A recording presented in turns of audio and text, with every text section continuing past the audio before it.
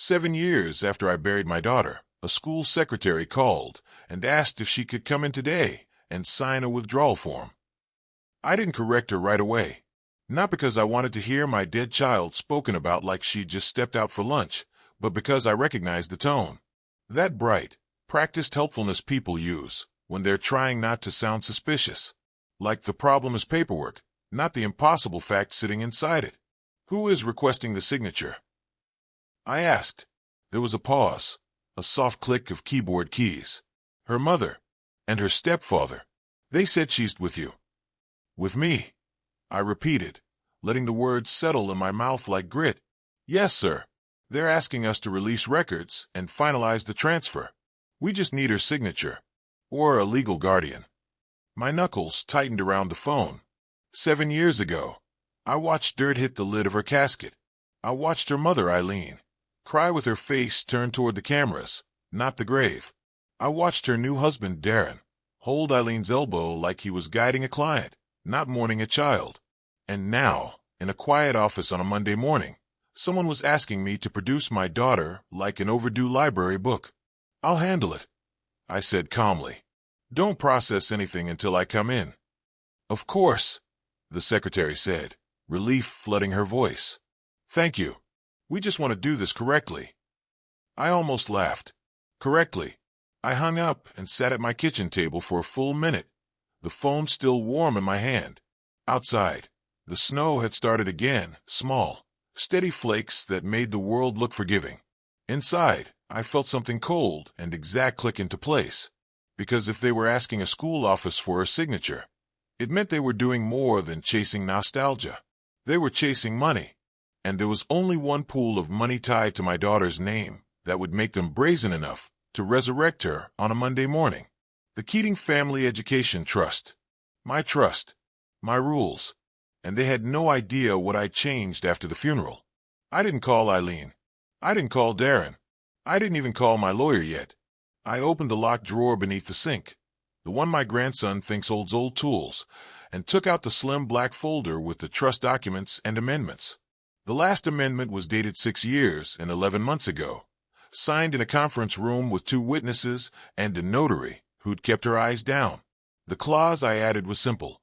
Any attempt to obtain funds or benefits using my daughter's identity after her death would trigger a mandatory audit, a forensic accounting review, and an immediate suspension of distributions to any connected party pending investigation. At the time, my lawyer had asked if I was sure. I told him I wasn't feeling poetic. I was feeling precise. I looked at the calendar on the wall. February 1st. The Trust's annual distribution window opened February 10th. 9 days. A ticking clock I hadn't even realized existed until that call. If they could get a signature, or a forged one, into the system before the 10th, they could create the appearance of a legitimate request and force my trustee's office to scramble. They wouldn't get the money easily, but they could make a mess. They could pressure, threaten, smear. That's how Eileen operated. Always with an audience. Always with urgency. Always with the suggestion that if you didn't cooperate, you were the villain. I stood up, put on my coat, and drove to the school. On the way, I remembered the last time I'd been in that building. The memorial table in the lobby. A framed photo of my daughter, Lila, smiling with a gap between her front teeth. A smile that still looked like it believed in people. Eileen had insisted the photo be a good one. One where she looked like a perfect mother by proximity. At the school office, the air smelled like toner and old coffee. The secretary, Melissa, according to the nameplate, looked up with a polite smile that wavered when she recognized the expression on my face. Mr. Keating. Yes. I'm so sorry, she said immediately. I didn't when I called. You did what you were told, I said. My voice didn't rise. It didn't need to. She swallowed. They came in Friday. They had forms. They said she was transferring to an adult program and needed records released. They were very confident. Show me what they submitted, I said. She hesitated, glancing toward a back office. I'm her father, I added, and I'm the one telling you not to release anything. Melissa nodded, relieved to have a rule to follow. She disappeared and came back with a thin file. On top was a withdrawal request form with my daughter's name typed neatly. And beneath it, an authorization signature that looked like someone had tried to copy Lila's handwriting from an old birthday card. It was almost convincing if you didn't know her. But I knew her. Lila dotted her eyes like tiny hearts when she was 15. She'd stopped doing it later, embarrassed, but the habit never fully left her. Her eyes always had a slight curve. This signature was clinical. Straight. Dead. Melissa watched me look at it, her face pale. They said she couldn't come in. Melissa whispered. They said she had anxiety now, that she didn't like offices. I looked up. Did they bring identification? They had copies. A birth certificate copy. A social security card copy. Copies. Always copies. It was easier to lie on paper than in person. I slid the file back toward her. Make me a photocopy of everything. Include any notes. And write down exactly what they said, and when they said it. Is this fraud? She asked. It's an attempt, I said. And attempts tell you more than successes. Her eyes flicked to the signature again. Should I call them? No, I said. Not yet. I didn't correct them. I let them think the school had complied. That was my first kindness to myself in 7 years. Because I wasn't going to stop them with a shout. I was going to stop them with a door quietly closing, and then the sound of a lock they never knew was there. When I left the school, I sat in my car and called my attorney, Martin Valles. Martin answered on the second ring. Frank, you don't usually call on a Monday morning unless someone's trying to steal from you. That's why I'm calling, I said. I explained the call, the form, the signature. Martin was quiet, the way good attorneys get when they're building a mental file. They're moving early, he said finally. Distribution window is in 9 days. I know. You want to shut it down. I want to do it cleanly, I said. And I want it documented. Then we don't confront, Martin said. We collect. I already have copies. Good. Next step is confirming whether they've approached the trustee office yet. They're using the school, I said. They're building a story. Martin exhaled. If they're forging her signature, they'll have to use it somewhere that matters. School records don't release money, but they can support a claim. They can support a narrative that she's alive and consenting. I stared at the snow gathering on my windshield. They're going to say she's estranged from me. Of course, Martin said. And they're going to paint you as controlling. Grieving men are easy to caricature. I'm not grieving, I said, surprising myself with how true it sounded. I'm remembering. Frank, Martin said gently. That's grief with better posture. I didn't respond. Martin continued, business now. You added that fraud trigger clause after her death. If we can show they attempted to benefit using her identity, the trust suspends distributions and triggers forensic review that will drag their finances into daylight. That's what I want, I said. Daylight. Then we need one more thing, Martin said. Admission, or an action tied directly to them.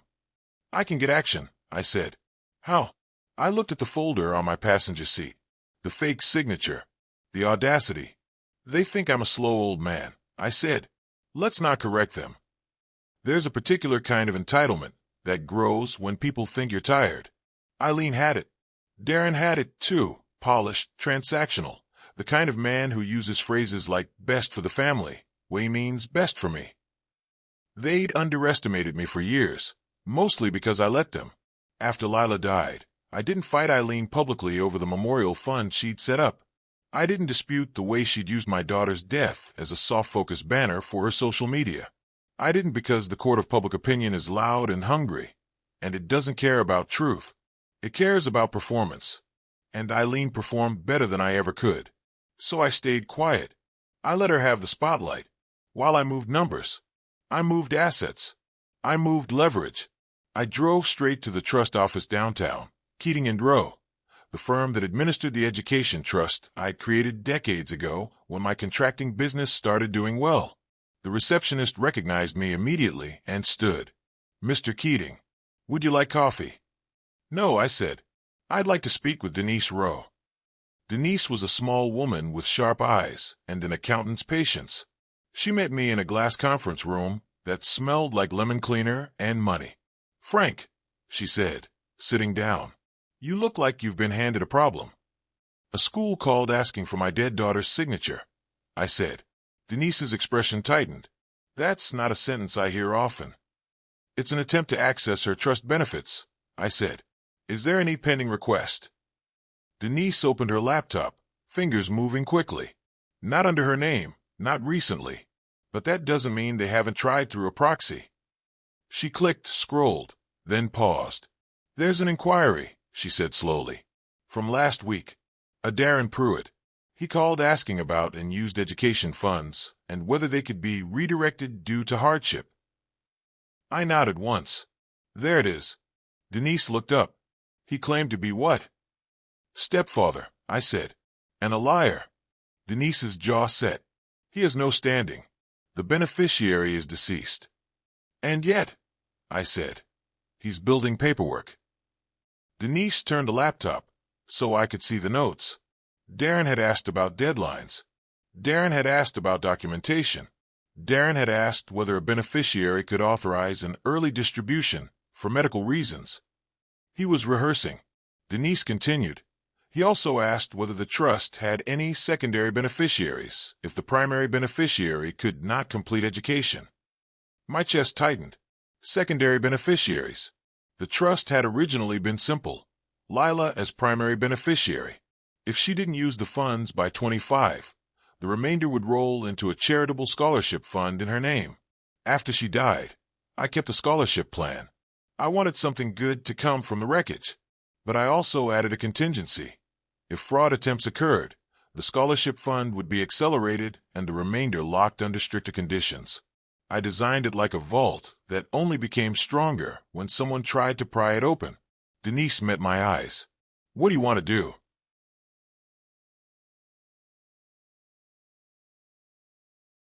"I want you to do nothing," I said. "Not yet. I want you to log everything. Every call, every email, every inquiry. And if he submits documents, I want copies before you respond." Denise nodded. "Understood." "And Denise," I added, "distribution window opens in 9 days." She didn't blink. "I know. Then we have 9 days," I said, "and I want them to think they have 8. Denise's eyes narrowed slightly. Respect. "Frank, are you planning something?" "I'm preparing," I said. "They're the ones planning." On the drive home, I didn't feel rage. Rage is messy. It makes you careless. I felt something older. A quiet certainty. Because this wasn't just about money. It was about the way they were willing to drag my daughter's name out of the ground like a tool. And if they were willing to forge her signature now, they'd been willing to lie about other things before. That thought sat with me like a stone. I got home and pulled out an old storage box from the closet, the kind you keep when you don't want to admit you're still living with ghosts. Inside were Lila's high school papers, her art sketches, a few letters she'd written me when she was away at summer camp. She'd had a habit of writing on the back of everything, receipts, envelopes, napkins, like words were the safest place to put her feelings. I found her signature on a permission slip, clear as day. Then I found something else, an old medical bill folded, with a sticky note in Eileen's handwriting. "Darren says insurance won't cover. Can you help? Need by Friday." I remembered that. I remembered paying it without argument because Lila was sick then, chronic, complicated issues that never fit neatly into a conversation. Eileen had always turned those issues into leverage. I unfolded the bill and stared at the provider name. It wasn't a pediatric clinic. It was a cosmetic dentistry office. I sat back, breathing slowly, because that meant something simple and ugly. It meant they'd used Lila's illness as a story, and they'd used my money as a solution. I didn't call Eileen to accuse her. Accusations are gifts. They give people warning, time to prepare. Instead, I called the dental office. I didn't pretend to be anyone else. I didn't lie. I didn't threaten. I asked for their billing department and said, "I paid an invoice years ago for a minor. I need a copy for my records." They hesitated, then said they'd need authorization. "Send me the form," I said calmly. "I'll do it properly." When I hung up, I wrote the date on Notepad. Day 1. 9 days until the trust window opened.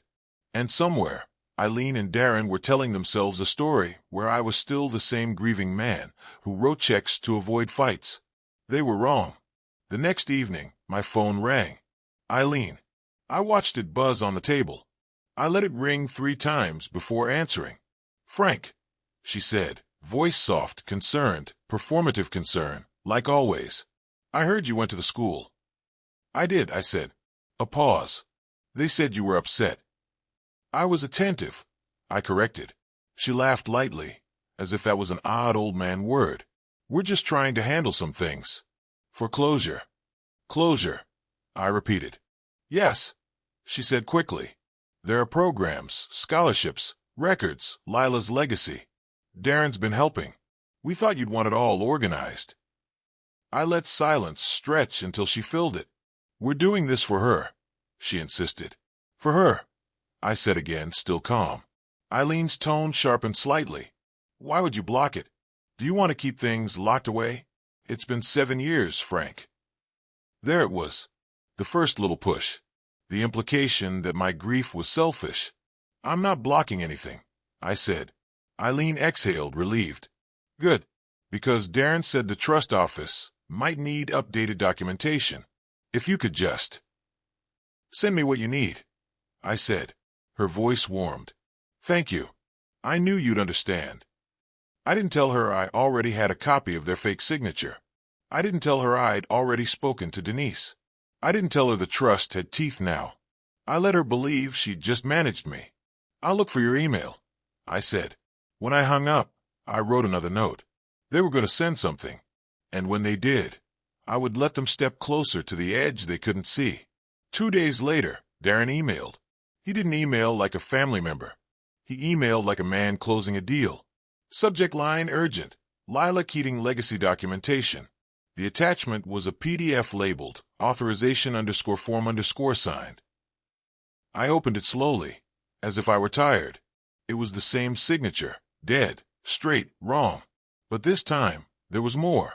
A letter stating that Lila was unable to appear in person due to medical and psychological hardship, and that Eileen, as mother, and Darren, as supporting spouse, were authorized to act on her behalf. It was carefully worded. Not quite a lie, not quite the truth. A story designed to slide through cracks. At the bottom was a notary stamp. My eyes lingered on the notary's name, because notaries don't stamp dead people lightly. Notaries stamp whoever shows up with an ID and a signature, which meant Darren had found someone willing to look the other way, or someone too careless to look at all. I forwarded the email to Martin and Denise, then printed it and placed it in the black folder. That night, I went to bed early. Not because I was tired, because sleep is what you do when you have a plan, and time is the only thing you can't buy back. Day 4. 5 days until the trust window. They escalated on day 5. Eileen showed up at my house unannounced, standing on my porch like she belonged there, wearing a coat too expensive for the neighborhood, and a face that practiced sorrow like a skill. Darren was with her, hands in his pockets, smiling politely. I thought we should talk face to face, Eileen said as I opened the door. Did you? I said. Darren stepped forward slightly. Frank, good to see you.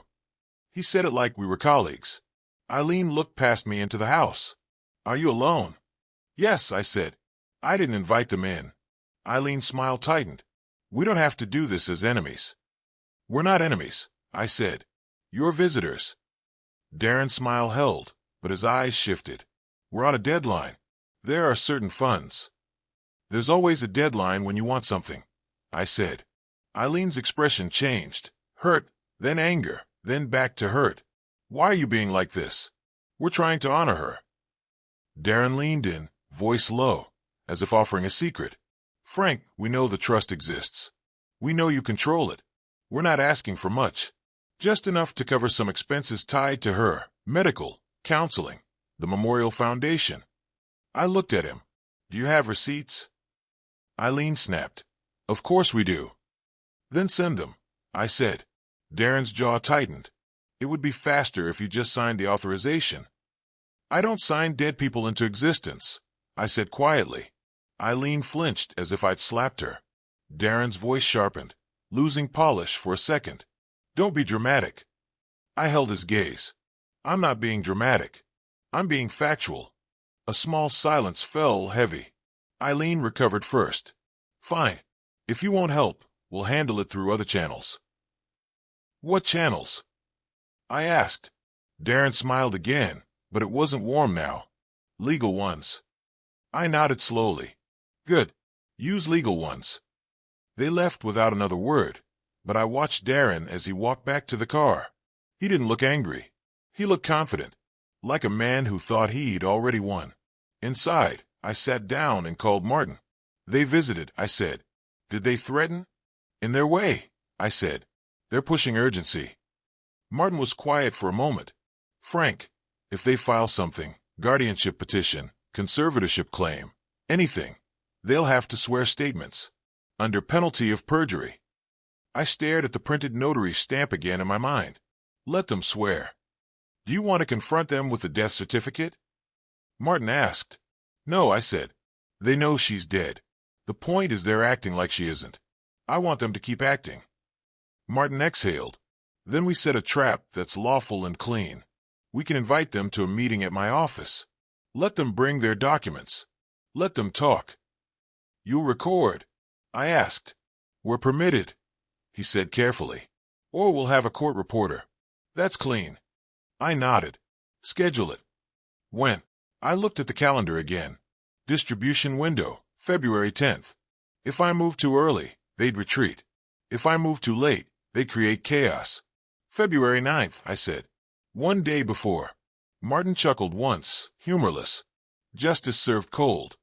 I didn't smile. Send the invitation like it's routine. On day 6, the smear began. It didn't start with a post on social media. Eileen was smarter than that. She started with phone calls. My sister called me that afternoon, voice tight.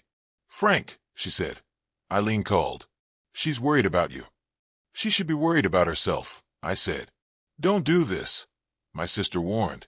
She said you're refusing to release Lila's scholarship funds. She said you're holding her memory hostage. I leaned back in my chair and stared at the wall. Did she mention forging a signature? Silence. My sister exhaled. Frank, I'll take that as a no, I said.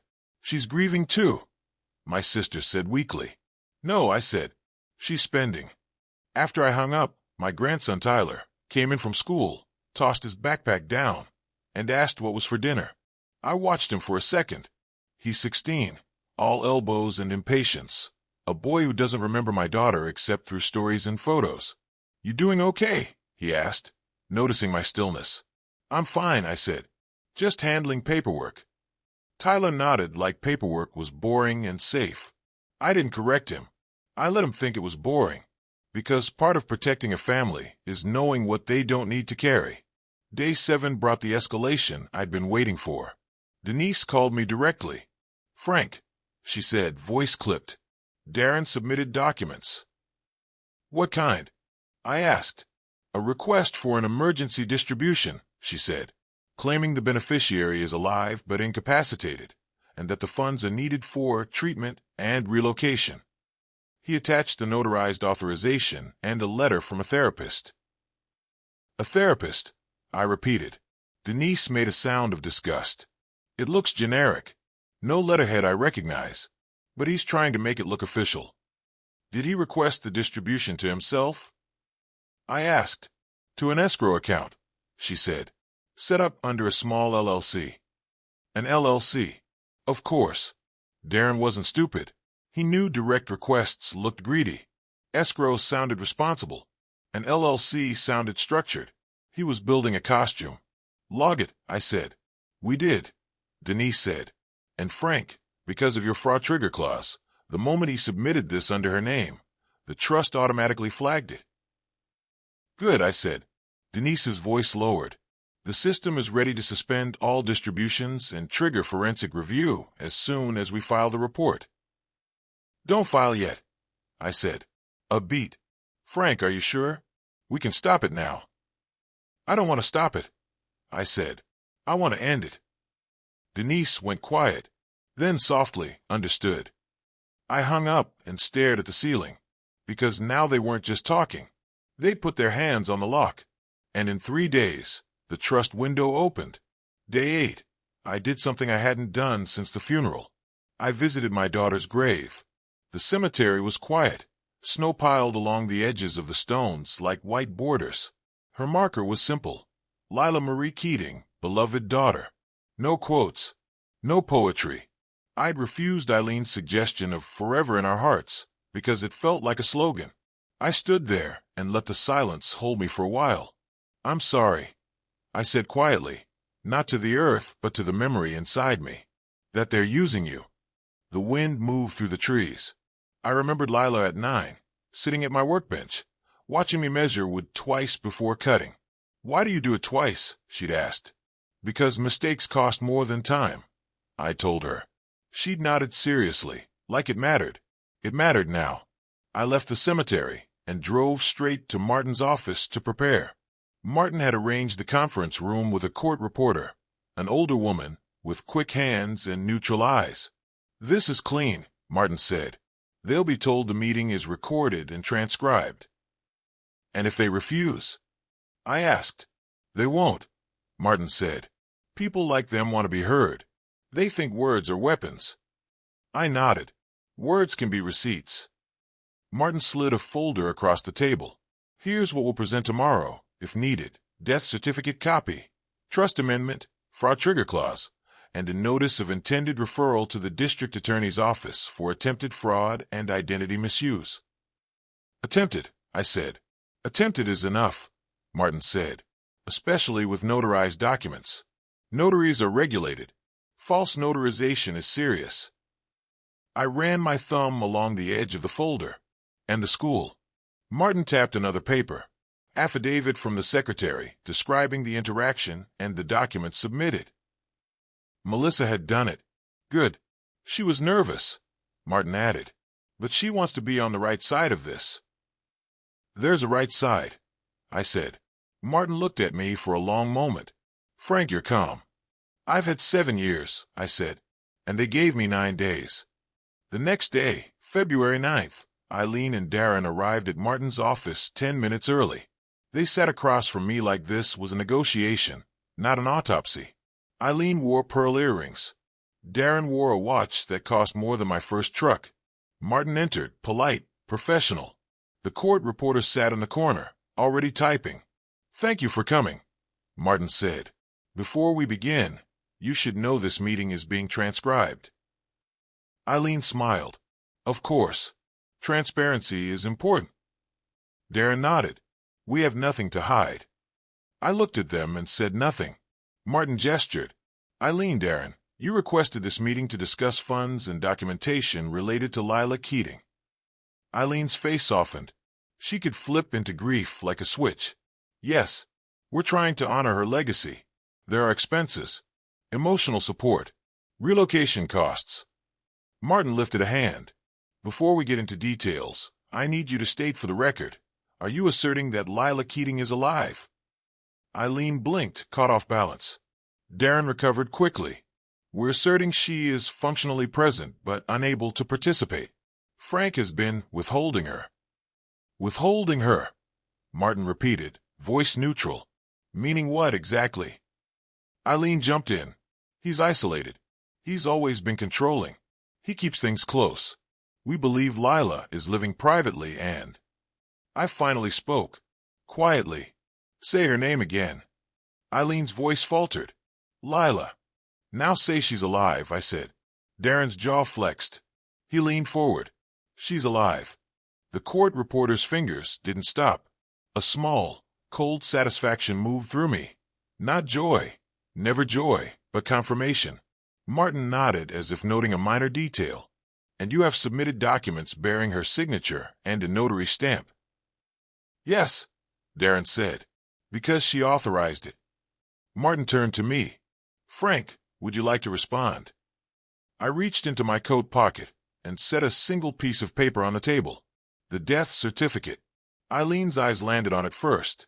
Her face drained. Darren's gaze followed, and for the first time, I saw something real in him. Fear, sharp and quick. She's dead, I said calmly. She has been dead for 7 years.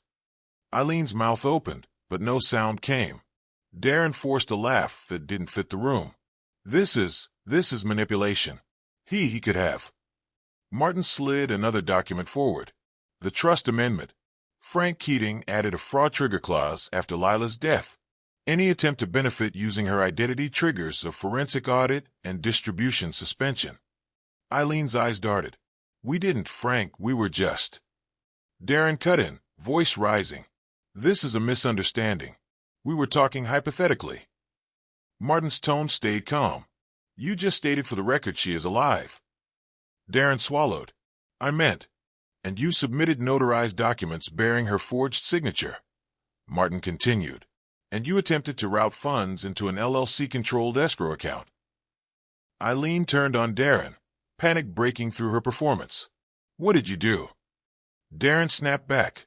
I did what we needed to do. You said you wanted the money handled.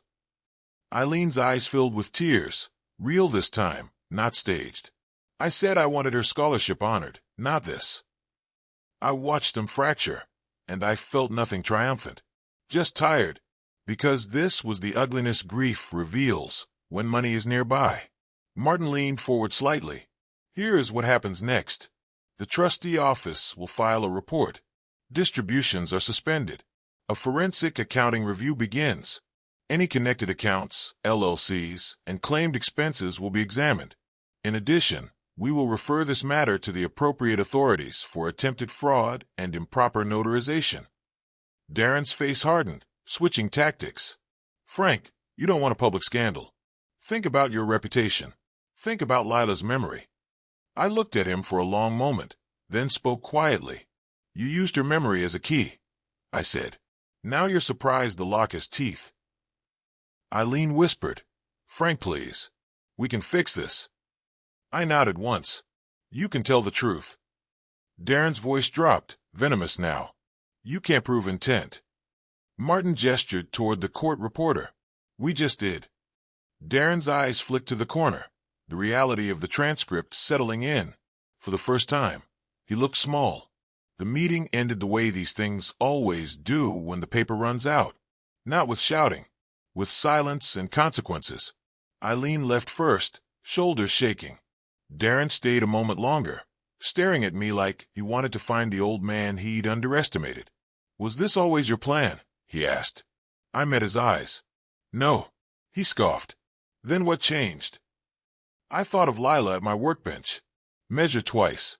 I thought of the school secretary saying, with you, like my daughter was misplaced property. I thought of their forged signature, dead and straight. What changed? I said. Is you stopped pretending to be decent. He opened his mouth, then shut it. Nothing left to sell. The next day, February 10th, the trust distribution window opened, and nothing moved.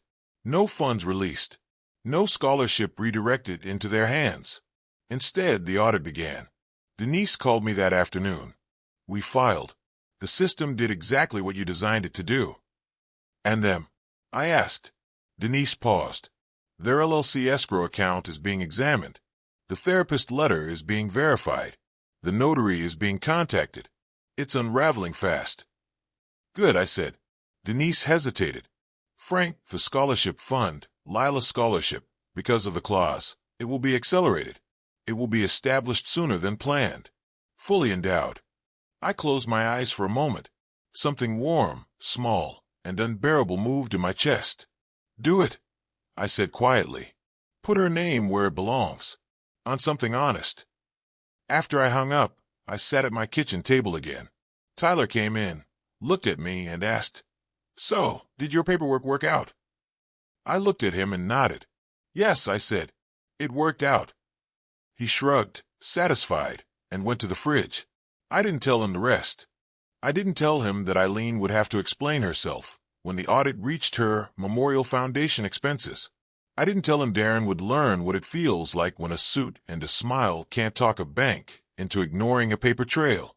I didn't tell him that the coldest justice is the kind delivered by documents, signatures, and a clock you didn't notice until it started counting down. Because Tyler didn't need revenge stories. He needed a grandfather who stayed steady. And maybe someday, when he's older, He'll understand why I never raised my voice, why I never begged them to stop, why I let them keep talking until they trapped themselves in their own words. In the end, the lesson wasn't complicated. Grief can be exploited, but truth can be structured. And if you build your life carefully, the people who try to steal from your dead will end up paying the living.